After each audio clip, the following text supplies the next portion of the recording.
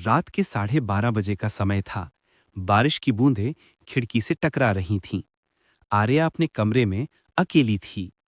अचानक नींद में उसे एक अजीब सपना आने लगा। सपने में उसने देखा वो एक पुराने जर्जर हवेली में है। दीवारों पर मकड़ी के जाले लटक रहे हैं और हवा में सड़ी हुई मिट्टी की बदबू घुली है। हवेली के बीचों बीच एक बड़ा आईना रखा था जिस पर धूल की मोटी परत जमी हुई थी। आर्या ने कांपते हाथों से आईने पर हाथ फेरा और तभी आईने में उसकी परछाई नहीं बल्कि एक चुड़ैल दिखी। सफेद झुर्रीदार चेहरा, लाल जलती आंखें और खुले काले बाल जो हवा में खुद ब खुद लहरा रहे थे। चुड़ैल मुस्कुराई और बोली, तुम मेरे सपनों में क्यों आई है आर्या? अब तुझे मेरे सपनों में नहीं, मैं तेरे सपनों में रहूंगी। आर्या चीखती हुए उठ बैठी। उसकी सांसें तेज चल रही थीं। उसने राहत की सांस ली कि वो बस एक सपना था।